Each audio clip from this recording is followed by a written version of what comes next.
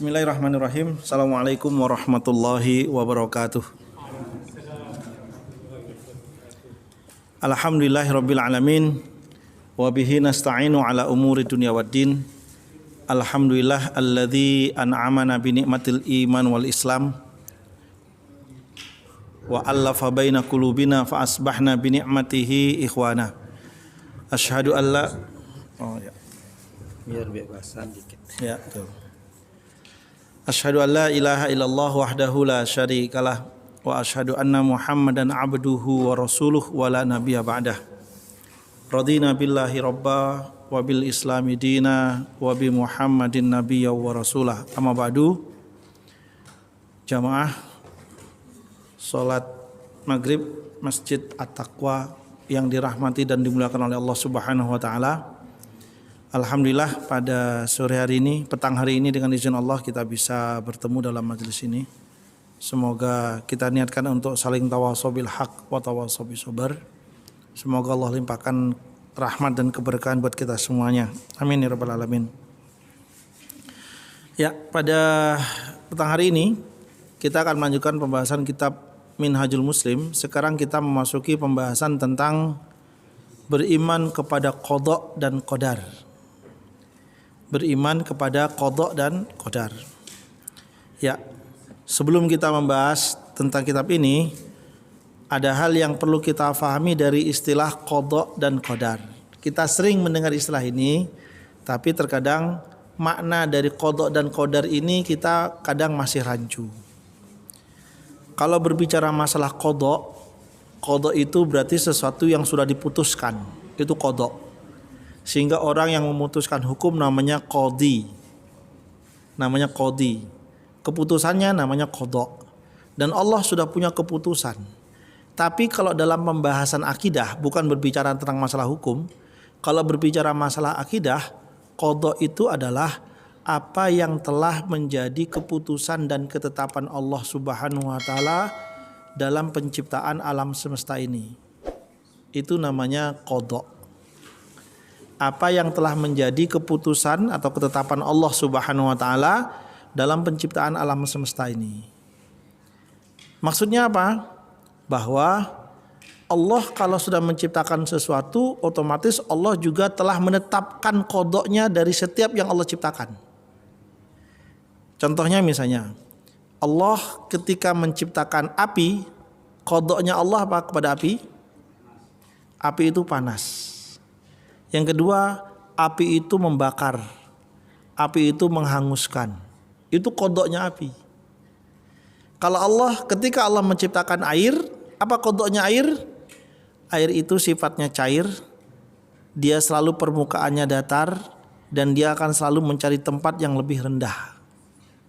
Itu yang dikenal dengan apa? Sifat anomali air. Itu qada namanya. Termasuk dengan qada Allah menciptakan manusia. Ya seperti ini manusia. Ketika Allah menciptakan manusia, ya kepalanya di sini, matanya di sini, hidungnya di sini, mulut, tangan, semuanya seperti itu. Sehingga sudah turun-temurun manusia ini ada, ya begitu, nggak akan berubah. Qadanya Allah tentang penciptaan manusia inilah yang akan menolak dengan alasan apapun terkait dengan apa? Terkait dengan hukum evolusinya Darwin. Hukum evolusinya Darwin apa? Mengatakan apa? Manusia itu dari monyet, dari kera. Saya tidak ingin dan saya tidak mau kakek buyut saya dari kera, nggak mau gitu kan? Karena emang tidak demikian gitu kan? Sejak awal Allah menciptakan Adam itu manusia pertama, ya seperti itu. Seperti kita sekarang mungkin yang berubah itu secara alamiah mungkin karena posturnya, karena pola makannya, karena iklimnya dan segala macamnya. Seperti itu. Kalau kita mau adil, kalau kita mau gampang mengukurnya begini. Kenapa orang dulu gede-gede?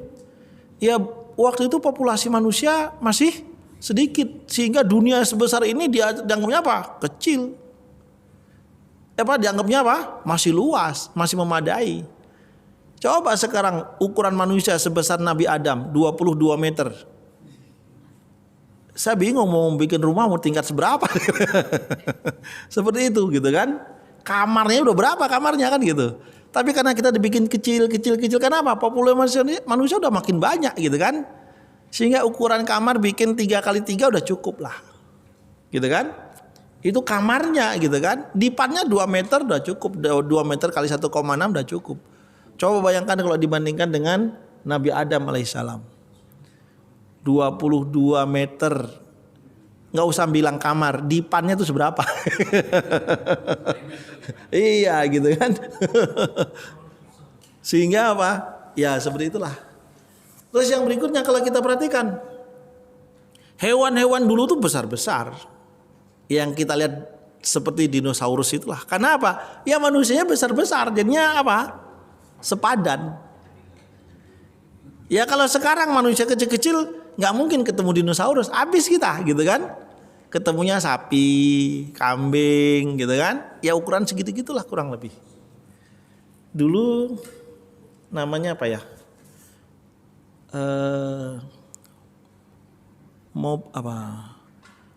Apa namanya? Gajah purba. Mamut ya. Gajah purba, mamut. Itu tingginya 3 meter. Anda bisa bayangin gitu kan. Tinggi mamut 3 meter. Ya Allah, setinggi lantai rumah kita 3 meter gitu kan. Sekarang gajah paling tinggi ya sekitar 2 meter lah gitu kan. Kalau mamut setinggi 3 meter. Tingginya, badannya bisa lebih gede lagi gitu. Ya wallahu alam bisawab. Sehingga jamaah dimulakan oleh Allah Subhanahu wa taala. Oh ya, termasuk binatang purba yang masih tersisa itu apa? Burung kasuari. Burung kasuari itu termasuk dianggap apa? Unggas purba. Jadinya ukuran unggasnya dulu ayamnya segede gitu kan. Tingginya setinggi manusia. Sekarang ayam 3 bulan sudah siap potong gitu kan. Ya wallahu a'lam bishawab. Intinya adalah bahwa kalau berbicara tentang masalah qada, apa yang telah menjadi ketetapan Allah Subhanahu wa taala. Dan qada itu termasuk dengan sistem yang Allah buat. Itu qada sudah. Sehingga Allah tidak lagi menciptakan baru lagi, tidak lagi. Sudah, Allah tinggal menciptakan manusia, dibikin pasangannya, dibuat sistemnya, sudah anak keturunannya begitu terus.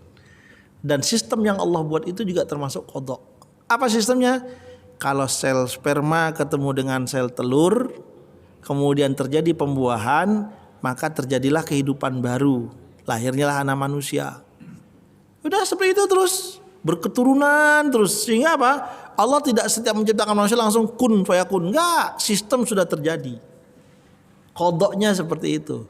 Sehingga karena itu menjadi qada, maka apa? Bisa dipelajari. Kenapa? Selalu tetap dan tidak akan pernah berubah. Karena sifatnya tetap tidak berubah, sehingga orang mempelajarinya enak. Oh, dia akan selalu seperti ini. Dia akan selalu seperti ini. Seperti itu. Itu namanya qada. Yang berikutnya, selain qada, ada juga yang namanya apa? Qadar. Kalau qadar itu sifatnya, tapi kalau perbuatannya takdir. Jadinya qadar atau takdir itu maksudnya apa? Kehendak. Jadi begini, kalau berbicara masalah kehendak, kita juga punya kehendak. Allah juga punya kehendak. Tapi bahasa qadar untuk Allah Subhanahu wa taala itu kaitannya dengan masalah akidah. Apa kaitan dengan masalah akidah? Bahwa kalau Allah sudah punya kehendak, tidak ada yang bisa menghalangi. Kalau Allah sudah punya kehendak, enggak ada yang bisa mencegah. Kalau Allah sudah berkehendak, apa saja Allah bisa. Bahkan kalau Allah sudah berkehendak, yang tidak mustahil bagi manusia itu sangat mudah bagi Allah. Tidak mustahil bagi Allah. Sesuatu yang sulit bagi manusia itu sangat mudah bagi Allah. Kalau sudah berbicara masalah apa? Qadar, kehendak. Dan kalau berbicara masalah takdir, maka apa? Terkadang bahkan tidak sedikit takdirnya Allah, qadarnya Allah itu apa? Bisa bertolak belakang dengan qadanya. Kalau Allah sudah berkehendak. Kalau Allah sudah berkehendak, takdirnya Allah bisa menyalahi hukum qadanya Allah. Ya kan suka-sukanya Allah. Wallahu ala kulli syai'in qadir. Allah Maha Kuasa atas segala sesuatu yang Allah kehendaki.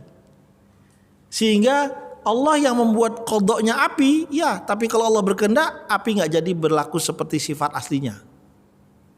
Itulah yang terjadi kepada Nabi Ibrahim alaihissalam. Qadanya manusia, qadanya Allah terhadap api yang difahami oleh manusia adalah apa? Api itu panas membakar. Tapi kalau Allah sudah berkehendak kepada hambanya, apapun itu bisa berubah. Seperti ketika Nabiullah Ibrahim alaihissalam dibakar. Ketika Allah berkehendak, Allah mengatakan kepada api, karena api juga makhluknya Allah Subhanahu wa taala. Dalam ayat Allah berfirman, ya naru kuni bardan wa salaman ala Ibrahim. Wahai api, kuni bardan wa salaman, jadilah kamu sejuk dan menyelamatkan Nabiullah Ibrahim alaihissalam. Luka sedikit pun tidak. Itu kenapa? Karena ada takdir Allah di situ.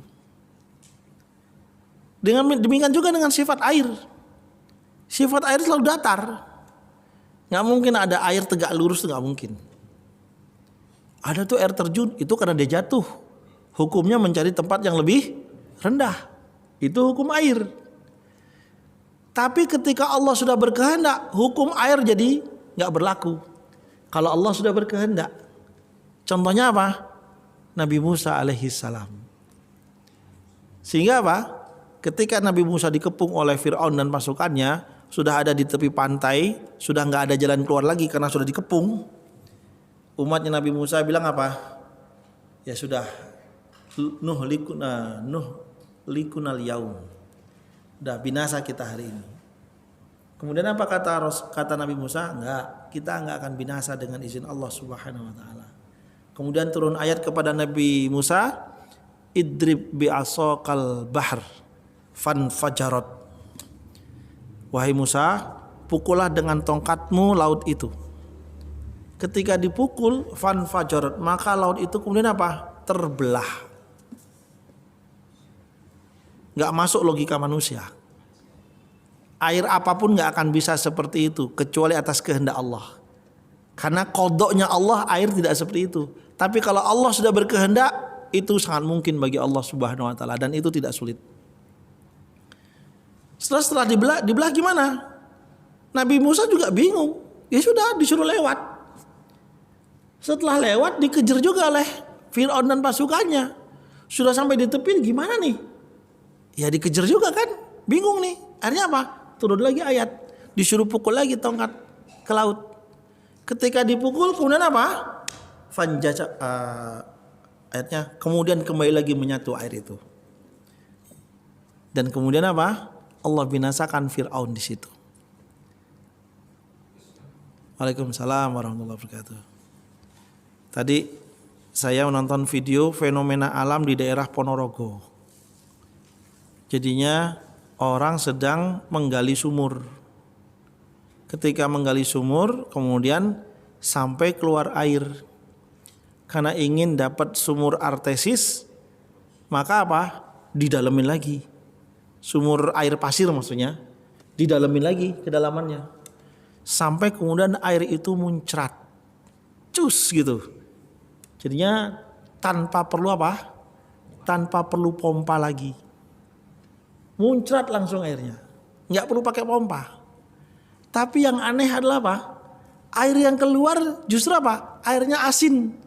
Padahal air sebelumnya yang sebelum artesis airnya bening, jernih, apa namanya? Tawar. Ketika menembus air artesis, airnya asin dan sangat asin. Padahal di Ponorogo. Kalau ke Ponorogo dari ke laut kan masih lumayan jauh. 60 kilo, mau orang Ponorogo yang bilang ya, percaya dah. 60 kilo. Kan gitu. Tapi air yang keluar ternyata apa? Asin. Yang berikutnya, karena air itu terus mengalir, airnya mengalir ke kolam-kolam ikan. Ikannya nggak mati walaupun airnya asin. Ikannya nggak mati. Yang luar biasa lagi adalah tadi dipraktekkan air yang keluar kan pipanya ada nongol gitu. Airnya keluar kemudian ditahan pakai benda tertentu supaya airnya nggak terlalu tinggi sehingga ke bawah dia. Kemudian apa? Kemudian yang mempraktekkan tadi itu si ini orang TNI. Dia bak korek, cek dibakar, nyala di atas api, di atas airnya. Sehingga airnya itu mengandung kayak gas begitu. Sehingga sudah ada besi-besi gitu, jadinya ibu-ibu orang kampung kalau masak ditaruh di situ, gitu langsung. Coba bayangin daerah Ponorogo. Ya, itu fenomena alam, gitu kan? Begitu saja sudah heboh, itu dipagarin karena orang pada pingin tahu semua, gitu. Bayangkan kalau kemudian hal itu, bayangkan kalau kemudian kejadian Nabi Musa itu terjadi sekarang. Di Pantai Klotok misalnya. Cus gitu kan. Pasti orang berduyun-duyun ke sana. Ngapain? Selfie. Fenomena alam gitu kan. Seperti itu. Ya, maksudnya apa? Bahwa Allah kalau sudah berkehendak, apapun tidak ada halangan bagi Allah untuk menetapkan itu terjadi. Walaupun apa yang menjadi kehendak Allah itu justru bertolak belakang dengan qadanya Allah Subhanahu wa taala. Justru dengan itu justru menjadi keyakinan tersendiri buat kita semuanya. Itu apa? Di sini dia. Titik masalah dari pembahasan qada dan qadar. Yaitu apa? Pertama, dengan kita memahami, mempelajari tentang masalah qada, akhirnya kita tahu bahwa Allah telah membuat sistem sedemikian rupa. Dan kalau kita telusuri lagi, sistem yang Allah buat itu apa? Bagi manusia itu luar biasa keagungan Allah Subhanahu wa taala. Kalaupun ingin meniru, laisa kamislihi syai'un. Enggak ada yang bisa menyerupai. Saya pernah menengok teman di rumah sakit Wangaya yang cuci darah. Sehingga dia sudah dipasang alat. Pasang alatnya di sini apa di mana ya? Sudah, karena dia rutin, ya tinggal celuk gitu, udah cuci darah lagi. Alat ini terus terpasang di sini. Kan ada yang di tangan, ada yang di mana lah gitu. Dia dipasangnya di sini kalau nggak salah. Kemudian dipasang, celuk gitu, keluar tuh darahnya. Kemudian berputar, kemudian diolah, kemudian nanti masuk lagi gitu. Ternyata alat untuk mencuci darah itu besarnya sebesar kulkas. Tapi Allah untuk membuat seperti itu cukup hanya sekepalan tangan. Namanya apa? Ginjal. Seperti itu. Allah cuma buat segini, ginjal. Cuman segini saja. Jadinya 2/3 dari apa? 2/3 dari genggaman manusia itu besarnya ginjal. Seginilah, gitu kan? Tapi ketika manusia ingin membuat seperti itu, nggak bisa sesimpel itu. Harus sebesar kulkas. Bayangkan. Seperti itu. Sehingga apa? Allah kalau sudah berkehendak, qadanya Allah, itu yang kemudian menjadikan kita apa? Allah membuat sistem itu sedemikian rupa. Kemudian kita bernafas. Saya beberapa waktu lalu nge-share tentang bagaimana kerja jantung. Ada klepnya, celep gitu. Jadinya dibuat seperti visualisasi tentang kerja jantung. Darah bagaimana, kemudian darah yang mengandung karbon dioksida masuk gimana, klepnya seperti apa. Allahu Akbar, saya pikir luar biasa. Nah, sehingga jamaah dimulakan oleh Allah Subhanahu wa taala, termasuk juga apa? Termasuk juga ketika Allah menciptakan paru-paru. Bagaimana paru-paru ini menyerap oksigen, kemudian bagaimana kemudian mengeluarkannya, disalurkan ke jantung. Nanti diserap oksigennya oleh jantung, dialurkan ke tubuh, tubuh menyerap, kemudian dia mengeluarkan karbon dioksida, diserap oleh jantung, dikeluarkan lagi lewat paru-paru, terus begitu. Sistem yang dari dulu seperti itu dan gak akan pernah berubah. Sehingga dengan sistem seperti itu orang bisa mempelajarinya. Karena dia akan begitu terus. Nah, ketika kita berbicara masalah qadanya Allah, maka kita akan tahu bahwa setiap peristiwa ada akibat yang normal terjadi ketika peristiwa itu terjadi. Sehingga kita bisa memprediksi kalau ini begini dia akan begini, kalau ini begini dia akan begini, kalau ini. Jadinya sebab akibat, hukum sebab akibat itu akan kita pelajari dari apa? Sistem qadanya Allah Subhanahu wa taala. Sehingga coba lihat, orang yang enggak beriman kepada Allah saja kemudian apa? Bisa kemudian melihat, oh my god, ngomong begitu. Saya dulu senang nonton Discovery tentang masalah kehidupan hewan-hewan dan segala macamnya. Justru yang meneliti kehidupan hewan-hewan detail dari makanannya, pola perilakunya, perkembangannya dan segala macamnya justru orang kafir. Ya kan? Tapi ketika dia menjelaskan selalu menyebutkan oh my god atau segala macamnya. Padahal dia tidak percaya dengan Allah Subhanahu wa taala, gitu kan? Tapi dia tahu bahwa begitulah Allah menciptakan sistem yang terjadi. Nah, sehingga ketika kita percaya dengan qadanya Allah, kita beriman tentang berlakunya sebab akibat, hukum kausalitas istilahnya begitu. Sehingga apa?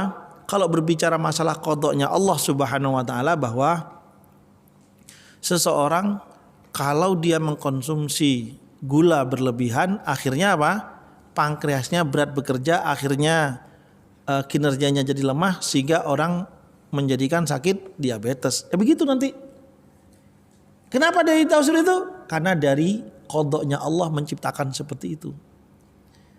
Kenapa orang jadi seperti ini? Karena begini. Dia tahu. Kenapa? Nggak akan pernah berubah. Qadanya Allah sejak diciptakan sampai seterusnya nggak akan pernah berubah. Sehingga orang tahu, oh akan begini, akan begini, akan begini. Karena nggak akan berubah.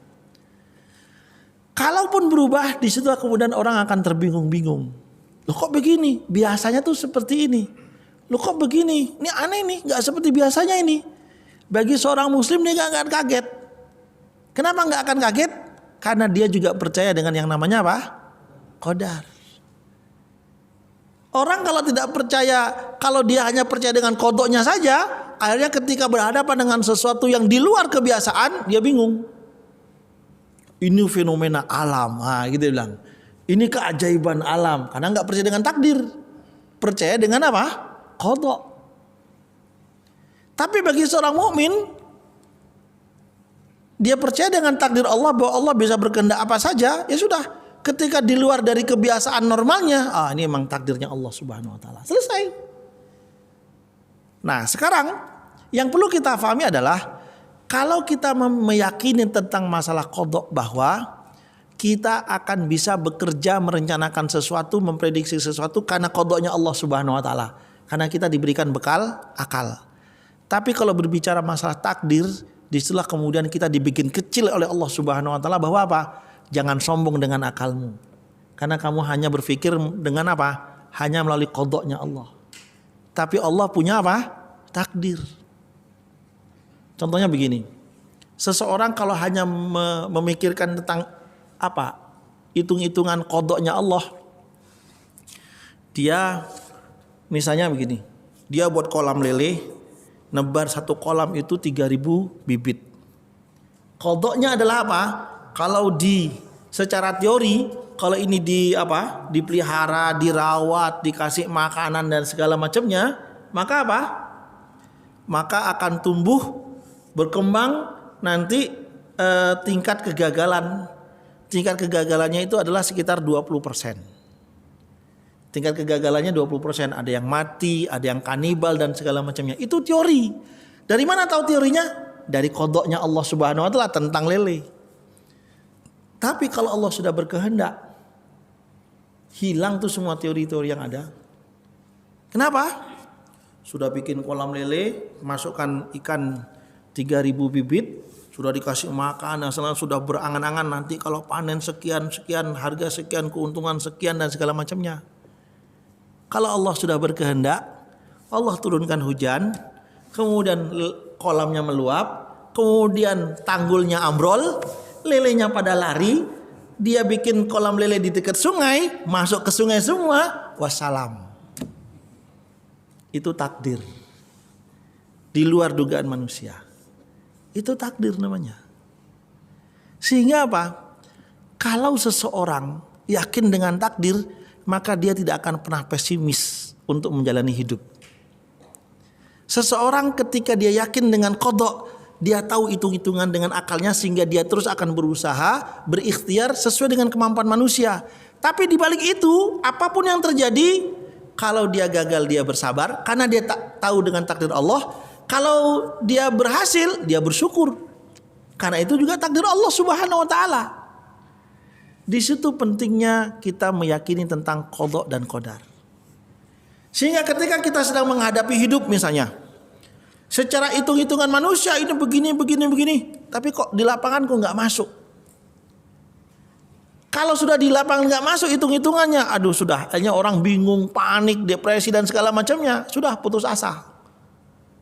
Tapi kalau seseorang masih punya keyakinan tentang takdir kepada Allah Subhanahu wa taala, akhirnya apa? Dia akan tetap berusaha. Karena apa? Walaupun mustahil bagi hitungan manusia, bagi saya Allah tidak mustahil. Ini bisa terjadi walaupun saat hitungan manusia tidak mungkin, bagi Allah itu sangat mungkin. Tadi subuh saya berdiskusi dengan seseorang jamaah subuh di masjid. Kebetulan dia tumben salat subuh di masjid. Warga kita, kampung sini, tetangga kita lah. Nggak tahu dia ikut mana ya, Kampung Lebah apa Kampung Jawa. Dia kebetulan salat di masjid. Dia cerita kenapa saya kemudian rajin ke masjid dan segala macamnya. Ternyata dia bilang apa? Tahun 2009 itu adalah merupakan tahun titik balik hijrah saya.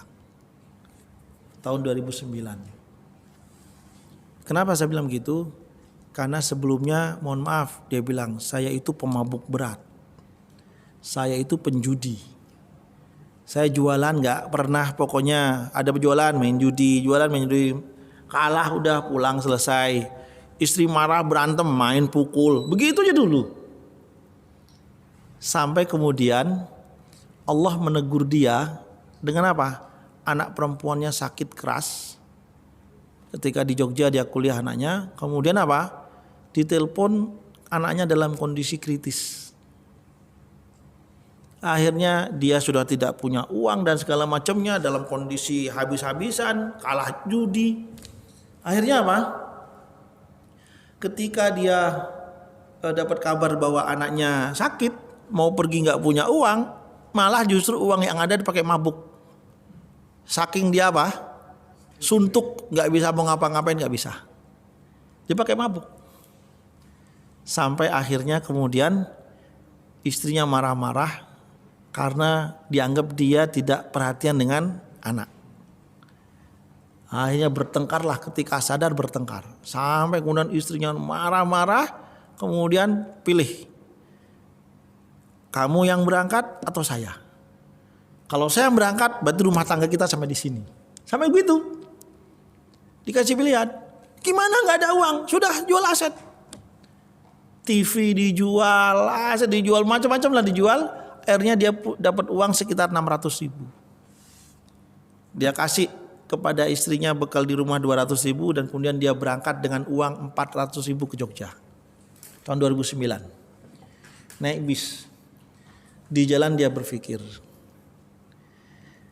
anak saya sakit keras, uang segini saya bisa berbuat apa? Tapi kalau saya nggak berangkat, istri ngomel-ngomel terus. Mau dibawa ke rumah sakit nggak ada biaya dan segala macamnya. Akhirnya apa? Sampailah dia Jogja. Dia nggak tahu mau ngapain dengan anaknya, dia nggak tahu. Sampai di Jogja, kemudian dia berpikir, datang bisnya subuh di Jogja, ngapain dia masih subuh? Akhirnya apa? Udahlah, ada masjid dekat terminal. Di situ dia, kemudian apa? Di situ dia baru mau sholat. Ya udah sekian lama nggak sholat, baru mau sholat subuh. Habis sholat subuh dia pikir, nanti ke tempat kos anaknya agak siangan, nggak enak kalau subuh. Sehingga ketika dia menunggu setelah subuh, dia menunggu di situ, dilihat ada orang yang sholat duha. Dia kepingin juga, ditanya sholat duha. Oh ya sudah, dia sholat duha. Dilihat orang yang sholat duha, kemudian dia berdoa kenceng. Oh ya, kenapa saya nggak berdoa? Kemudian dia ikut berdoa. Ketika dia berdoa, dia bingung mau ngomong apa sama Allah Subhanahu Wa Taala. Sampai kemudian dia bilang, ya Allah, saya nggak tahu saya harus ngomong apa, saya nggak tahu harus minta apa. Tapi yang saya minta cuma apa? Bagaimana supaya anak saya sembuh dengan caramu, terserah gimana. Oh ya udah pasrah, mau berobat nggak punya apa dan segala macamnya. Dia cuma bilang, ya Allah, saya hanya meminta tolong sembuhkan anak saya dengan caramu, terserah gimana caranya. Seperti itu. Itu diulang-ulang terus dengan dia karena dia nggak tahu mau berdoa apa gitu kan, mau berbuat apa juga nggak tahu. Sampai akhirnya apa? Di situ kemudian tumbuh keyakinan. Kan katanya Allah bisa segala-galanya. Sehingga terserah Allah lah gimana cara menyembuhkannya. Pokoknya saya percaya sama Allah. Itu yang menguatkan dirinya untuk terus berdoa sampai kemudian jam 7:30 dia keluar dari masjid itu ke tempat kos anaknya. Dilihat anaknya sudah berbaring di kasur, sudah nggak bisa gerak apa-apa. Teman-temannya sudah pada ngaji di kelilingnya. Allahu Akbar, kaget dia. Dia duduk lemes melihat anaknya sudah nggak bergerak, nggak sadarkan diri. Sampai kemudian setelah sarapan, dikasih sarapan di tempat kosnya sama ibu kosnya. Kemudian dia mendekati anaknya, dipegang. Saya harus ngapain dengan disuruh bawa ke rumah sakit segera segala macam. Dia bingung gitu kan. Yang dipegang tangan anaknya. Dia mengatakan, ya Allah, kalau emang ini sebagai teguran atas dosa-dosa saya mohon ampun. Dan tolong sembuhkan anak saya. Dan saya berjanji ini sebagai titik balik saya berhijrah. Dia cuma zikir apa? Subhanallah walhamdulillahi wala ilaha illallah Allahu Akbar. Subhanallah walhamdulillahi wala ilaha illallah Allahu Akbar. Begitu terus. Sambil dia bingung nih, udah diapain ini anak ini. Cuma uang 400.000, diapain, sudah lemas gak bisa ngapa-ngapain. Setengah jam dia berzikir gitu sambil berpikir. Kemudian anaknya sadar, bangun dan dalam kondisi sehat. Luar biasa. Itu yang kemudian menjadi titik balik dia kemudian berhijrah. Dan sekarang sholat 5 waktu di masjid, sodako dan segala macamnya. Seperti itu. Sehingga apa? Dia ketika anaknya sembuh, sadar seperti itu, di situ kemudian dia nangis. Ternyata Allah masih sayang dengan saya. Benar Allah itu Maha Pengampun. Allah masih baik dengan saya. Di situ kemudian dia bertobat, dia bilang ini titik balik saya. Sejak itu kemudian apa? Dia berhenti lagi minum khamr, dia berhenti lagi judi, dia mulai sholat dan mulai berkata-kata yang lembut kepada siapapun. Sebelumnya istrinya itu selalu jadi sasaran, pukul, ngomong kotor segala macam. Tapi setelah itu kemudian berubah. Mohon maaf, cerita ini menunjukkan bahwa apa? Sekelas bapak itu dengan mohon maaf pendidikan yang terbatas, dia masih yakin dengan takdir Allah Subhanahu wa Ta'ala. Bahwa apa? Dia yakin bahwa Allah itu punya segala kuasa. Walaupun manusia mengatakan tidak, oh ini udah gak mungkin sembuh, ini gak mungkin tertolong. Tapi dia yakin Allah bisa segala-galanya. Yang gak mungkin bagi manusia pasti mungkin bagi Allah. Yang mustahil bahkan bagi manusia itu apa? Tidak mustahil bagi Allah Subhanahu wa Ta'ala. Di situ pentingnya kita percaya dengan qadar agar menjadikan kita tidak putus asa dalam menjalani hidup. Karena apa? Kita masih berpikir selalu yang positif kepada Allah Subhanahu wa Ta'ala. Karena di situ ada takdir. Di situ juga pentingnya kita percaya dengan qada agar kita diberikan suatu ketetapan ilmu bahwa apa? Kalau ini akan begini, kalau ini akan begini, sehingga kita bisa merencanakan sesuatu, kita bisa memprediksi sesuatu, kita bisa membuat planning karena di situ ada qadanya Allah. Tapi di saat yang sama kita disuruh memadukan antara qada dan qadar. Bahwa apa? Walaupun secara qada kita sudah atur sedemikian rupa, ingat di situ ada takdir Allah Subhanahu wa Ta'ala. Walaupun kamu urus sedemikian rupa sebaik mungkin, kalau Allah sudah berkehendak bisa gagal ini. Demikian juga dengan segala keterbatasan seseorang, kalau dia yakin dengan takdir Allah, Allah bisa berikan apa yang menjadi keinginannya. Seperti kasus Bapak tadi. Di situ pentingnya keimanan seorang mukmin antara qada dan qadar. Dengan qada dia punya planning, dia punya ikhtiar, dia punya jalan, punya rencana dan segala macamnya. Dengan dia meyakini takdir, tidak menjadikan dirinya sombong. Bahwa apa? Apapun nanti hasilnya, semua itu atas kehendak Allah Subhanahu wa Ta'ala. Dan ini masalah akidah, sehingga dimasukkan dalam poin pembahasan apa? Iman. Bagian dari rukun iman. Seseorang kalau tidak percaya dengan qada, bingung dia akan menjalani hidup karena nggak pernah tahu sistem yang ada. Ini kengken nih, cuma kengken doang, tapi nggak ngerti. Karena dia nggak tahu sistem. Dan semua sistem itu namanya qada. Demikian juga seseorang yang tidak percaya takdir akhirnya apa? Gampang putus asa. Tidak percaya, pesimis. Itu orang yang tidak percaya dengan takdir. Tapi kalau seseorang sudah percaya dengan takdir, keyakinannya bisa melampaui cara berpikirnya manusia. Karena apa? Dia dibimbing untuk berpikir dengan caranya Allah Subhanahu wa taala.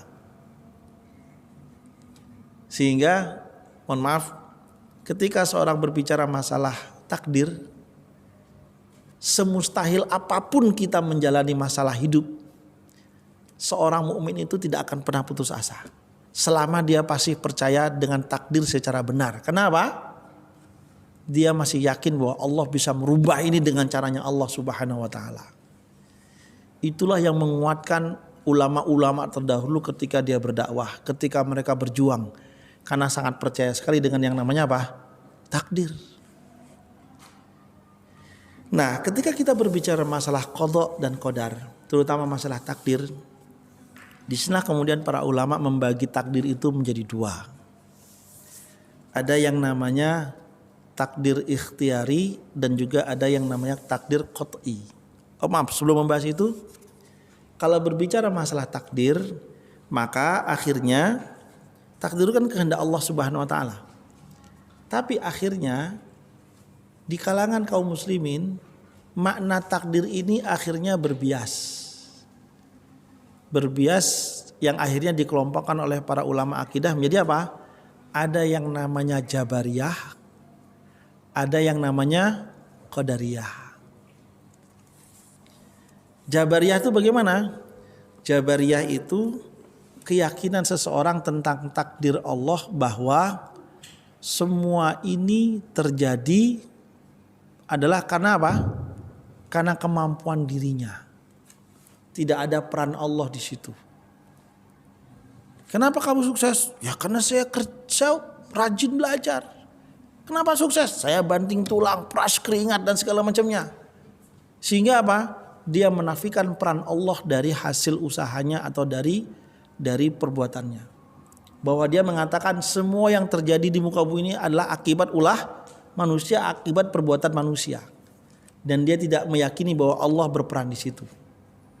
Itu namanya pemahaman Jabariyah. Tentu pemahaman ini tidak dibenarkan. Ada juga pemahaman akidah yang Qadariyah. Qadariyah itu maksudnya apa? Ini kebalikan dari Jabariyah. Bahwa semua yang terjadi di muka bumi ini adalah apa? Ya karena kehendak Allah Subhanahu wa taala. Sampai-sampai kenapa kamu sakit? Takdir. Kamu sukses? Takdir. Kamu miskin? Takdir. Kecelakaan, takdir. Sembuh, takdir. Semua disebutin takdir. Seakan-akan dia nggak punya peran sama sekali. Nah, disinilah pentingnya kita harus memiliki pemahaman yang benar tentang qada dan qadar. Bahwa dengan qada itu memotivasi kita semuanya untuk berikhtiar. Tapi di balik ikhtiar kita, ingat hasilnya juga akan terpengaruh dengan kehendak Allah Subhanahu wa taala. Bisa jadi hasilnya ketika ikhtiarnya baik, ya emang baik hasilnya. Sebagaimana sistem yang berlaku. Oh ya emang sistemnya bagus. Tapi dibalik itu semuanya atas kehendak Allah Subhanahu wa ta'ala. Orang menanam tanaman ini, diatur sedemikian rupa dan segala macamnya, kemudian berhasil. Ya berhasil emang karena qadanya Allah di situ. Kalau dirawat sedemikian rupa, diatur, dikasih nutrisi, tanamannya akan bagus, hasilnya buahnya berlimpah segala macam. Memang qadanya seperti itu karena Allah telah membuat sistemnya. Tapi ada orang yang kemudian dia sudah berbuat sedemikian rupa, sistemnya sudah bagus, nutrisi diatur sedemikian rupa, loh kok hasilnya enggak gitu kan? Enggak seperti yang diharapkan karena di situ ada takdir Allah Subhanahu wa taala. Seperti di mana beberapa waktu lalu petani bawang di Brebes, biasanya dengan sistem yang ada hasilnya bagus, kemudian tumben ketika nanam itu kemudian apa, bawang merahnya yang belum besar itu kemudian busuk di dalam. Kenapa bisa begitu? Ya kalau kita perhatikan takdir dari Allah Subhanahu wa taala. Walaupun kalau ditelusuri, oh mungkin ada masalah ini, oh ada virus ini dan segala macamnya. Kalau yang paling gampang tentang takdir apa? Sudah bagus tanam, sudah mau panen, kemudian apa? Banjir. Ah, sudah. Itu takdir. Kenapa ada banjir? Ya memang takdir. Sebagaimana petani vanili di lereng Gunung Merapi. Sudah waktunya mau panen, kemudian apa? Meletus. Garing tuh semua vanili. Gitu kan? Akhirnya apa? Dia sudah wah nanti panen, harga sekian, hasil sekian dan segala macamnya. Ketika Allah berkehendak, hilang semua angan-angan itu. Dengan apa? Dengan Allah kerahkan yang namanya Gunung Merapi. Selesai sudah. Sehingga Allah kalau sudah berkehendak dengan cara apapun Allah bisa. Baik untuk masalah kegagalan maupun masalah keberhasilan. Wallahu a'lam bishawab. Sehingga masalah qada dan qadar itu penting bagi kita untuk apa? Mengimbangi cara kita untuk menjalani kehidupan ini, termasuk usaha. Kalau kita mau berusaha, kita katakanlah apa misalnya? Buka bengkel. Ada Mas Agung di sini ya, buka bengkel. Kodoknya kalau buka bengkel apa? Kita harus punya ilmu tentang perbengkelan. Kita harus punya alat-alatnya. Sehingga kalau ada pasuh kita bisa nggarapnya. Itu kodok namanya. Memang sistemnya begitu. Gak mungkin kemudian ketika kampas remnya habis kemudian Bismillahirrahmanirrahim. Kampas rem, gak mungkin kan? Ya emang harus beli kampas rem. Dibuka ada sistemnya dan segala macamnya. Seperti itu kan? Nah, kalau emang hasil servis kita baik, orang akan datang. Itu emang seperti itu, emang kodoknya. Tapi ada kondisi di mana kemudian apa? Di mana kemudian akhirnya nggak ada pasuh, kok lama, kok sepi dan segala macamnya. Oh, ternyata corona. Misalnya begitu kan? Selesai sudah. Orang Bali ekspektasinya tentang tahun 2022 itu luar biasa tentang pariwisata. Karena dijanjikan oleh Koster. Sudah menyiapkan sarana prasarana macam-macam, termasuk apa? Tol Mengwi Gilimanuk, Mengwi Singaraja. Kemudian membangun bandara di Tajukule. Di timurnya kota Singaraja. Udah luar biasa, nanti Bali akan begini, akan membuat jalur segitiga emas. Benoa, Nusa Penida, Lombok gitu kan. Wah, udah segala macam. Secara kodok itulah hitung-hitungannya dia. Tapi ketika datang seorang gadis cantik yang seksi yang bernama Mbak Corona, ambiar semua. Habis semua. Itu takdir namanya. Siapa yang pernah memperkirakan Corona? Nggak ada sama sekali. Sehingga orang kalau terlalu mengandalkan kodoknya, dia cenderung akan menjadi apa? Sombong. Justru ketika kodok diimbangi dengan takdir, itu yang menjadikan kemudian dia terus imannya berimbang. Ikhtiar dijalani, kemudian tawakal dipasrahkan. Keseimbangan antara kodok dan qadar. Udah Isa, kapan-kapan kan kita bahas tentang pembagian kodok dan qadar. Ini tidak kalah pentingnya. Agar tidak salah kita juga memahami takdir. Karena takdir itu ada yang namanya takdir qat'i, ada yang namanya takdir ikhtiari. Terkadang seseorang salah memposisikan diri. Yang seharusnya takdir ikhtiari dengan usahanya dibilang takdir qat'i. Ya udahlah, hanya pasrah di rumah saja gitu kan. Kok nggak nikah gitu kan? Ya kan takdir. Kalau Jumat doyan kesenggunjang-gunjangin gitu kan? Seperti itu. Kenapa nggak bekerja? Ya rezeki itu kan takdir, nggak kemana-mana gitu kan. Kalau Allah kasih sekarang datang gitu kan. Itu sama halnya kayak kita buka showroom mobil di tengah hutan. Tidak sesuai dengan takdir yang diinginkan. Karena apa? Ada yang namanya takdir ikhtiari. Ada juga yang namanya takdir qat'i. Wallahu a'lam bishawab. Insyaallah kita bahas pada pertemuan yang akan datang. Lebih dan kurangnya mohon maaf. Aku qouli hadza nastaghfirullahal azim. Assalamualaikum warahmatullahi wabarakatuh.